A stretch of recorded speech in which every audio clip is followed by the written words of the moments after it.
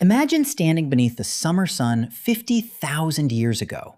There is no air conditioning, no refrigerator, no cold shower, no insulated house waiting nearby. Just heat, dry ground, and a human body trying to keep its temperature under control. For modern humans, a hot summer can be uncomfortable. For ancient humans, extreme heat could become a serious survival problem. Yet our ancestors lived through some of the hottest environments on Earth.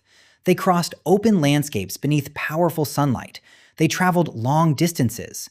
They hunted. They gathered food. They carried children. They worked. And somehow they survived. So, how did ancient humans survive hot summers? The answer begins with something surprisingly simple. They avoided the heat whenever they could.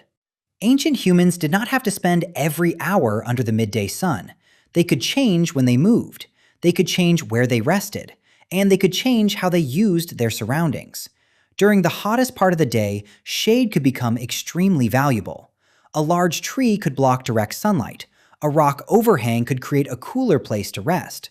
A shallow cave could provide protection from the sun. Even a small amount of shade could make a noticeable difference. Because the human body does not only gain heat from the surrounding air, it also absorbs radiant heat from the sun. Direct sunlight can make the body heat up much faster. Shade reduces that exposure. This simple strategy required no technology, only observation. Ancient humans could learn which places stayed cooler. They could remember where shade appeared during different parts of the day, and they could return to those places when the heat became intense. But shade was only part of the solution. Water was even more important. A hot environment creates a constant problem. Your body loses water. You lose it through sweat. You lose it through breathing. And in extreme heat, you can lose large amounts very quickly. Without enough water, the body struggles to cool itself. So ancient humans needed to understand their landscapes. They had to know where water could be found. A river, a spring, a lake, a seasonal pool. Even a small source could become extremely valuable. Knowing where water was located could determine where a group traveled. It could influence where they camped. And it could determine how far they could safely move during hot weather. But finding water was not enough. Ancient humans also had to avoid wasting it. And this is where human physiology became incredibly useful. Humans are unusually good at cooling themselves through sweating. When body temperature rises, sweat glands release fluid onto the skin. The water then evaporates, and evaporation removes heat from the body. This system works especially well when air can move across the skin. It allowed humans to remain active for longer periods in hot environments. Imagine an ancient hunter following an animal across an open landscape. The sun is intense. The ground is hot. The hunter's muscles are generating enormous amounts of heat. But sweat begins covering the skin.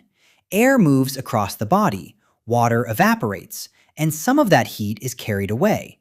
The hunter still becomes hot, but the body has a powerful mechanism for fighting the temperature rise. This may have been especially important for endurance hunting. Humans are not the fastest animals on the landscape. A deer can sprint away. A horse can accelerate. Many predators can run faster than a human. But humans have another advantage. We can continue moving for a long time. Our ability to sweat helps make that possible. A human can keep walking or running while another animal becomes increasingly overheated. In some environments, this difference could matter. But sweating creates another problem: water loss. The better you cool yourself through evaporation, the more water you lose. That means endurance in the heat requires access to water. It also requires knowing when to stop.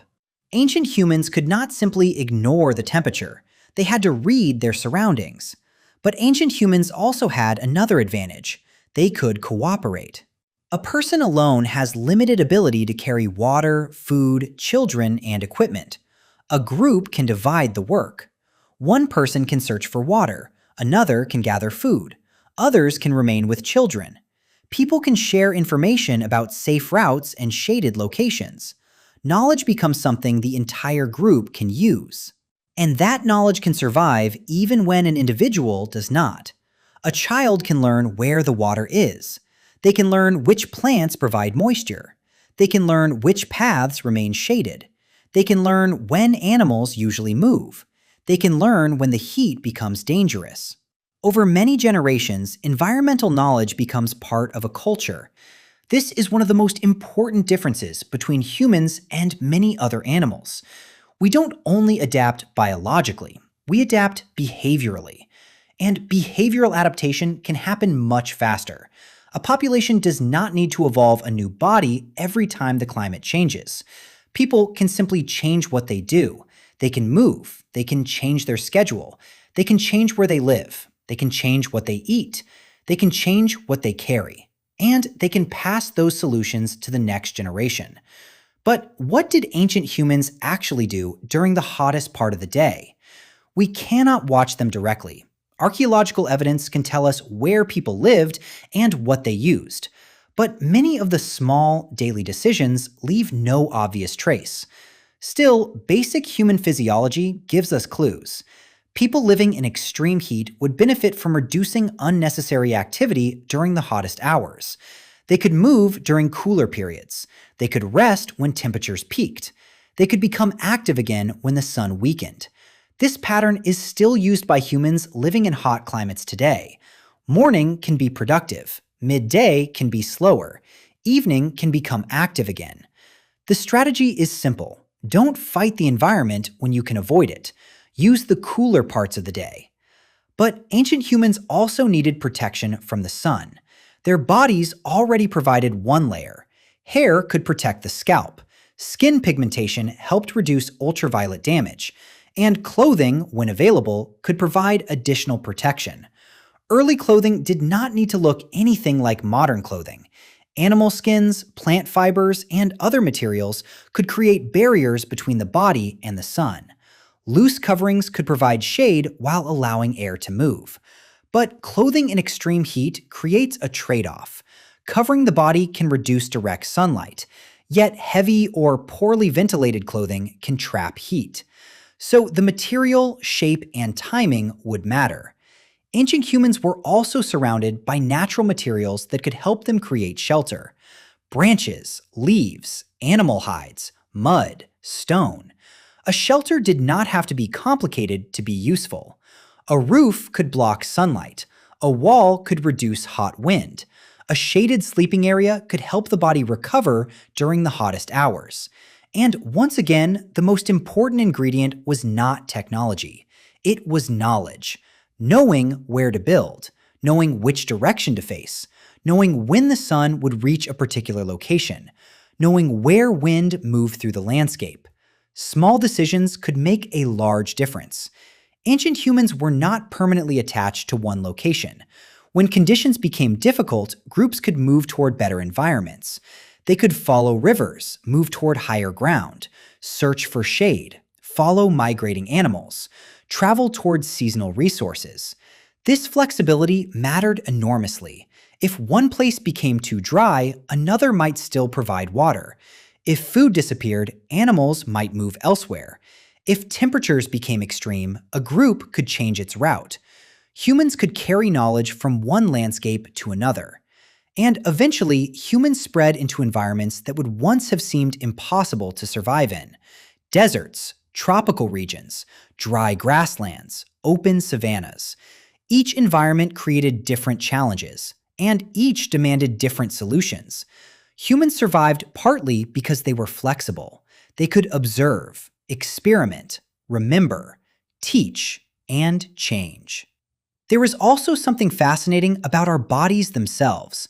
Modern humans evolved in environments where heat was often unavoidable. Our tall, relatively slender body shape helps us lose heat. Long limbs provide more surface area relative to body mass. Our lack of thick body fur allows sweat to evaporate directly from the skin.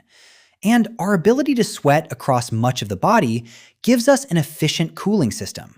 These traits did not appear because ancient humans suddenly decided they wanted to survive summer. They accumulated over enormous stretches of evolutionary time, generation after generation.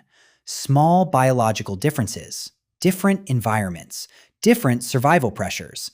and eventually a human body capable of functioning in hot conditions. But biology alone was never enough. A perfectly adapted body can still overheat without water. A strong hunter can still collapse without shade. And an intelligent person can still become lost without knowledge of the landscape. Survival came from combining biology with behavior. The body provided the machinery, the environment created the challenge, and the brain found ways to work around it. That's why ancient humans could survive hot summers. Not because they had some magical ability to ignore heat. They didn't. They became hot. They sweated. They became thirsty. They needed shade. They needed water. They needed rest. But they had strategies. They used the landscape. They changed their behavior. They cooperated. They moved. They remembered. And they passed knowledge forward. A hot summer was not simply something to endure. It was an environmental problem to solve. And humans became remarkably good at solving environmental problems. The next time you complain about a hot summer, imagine experiencing it without air conditioning, without a refrigerator, without a cold bottle of water waiting in the kitchen, without a weather forecast telling you when the temperature will rise. Now imagine having to survive it anyway. Our ancestors did. Not because the heat was easy, but because humans learned how to work with their environment. They found shade. They followed water. They changed their schedules. They built simple shelters. They protected their bodies. They shared knowledge. And they relied on a cooling system that had been developing for hundreds of thousands of years. Sweat, water, shade, movement, cooperation, knowledge. Together, these simple advantages helped humans survive some of the hottest summers the natural world could offer. And perhaps that is the most remarkable part. Ancient humans didn't conquer the heat. They learned how to live with it.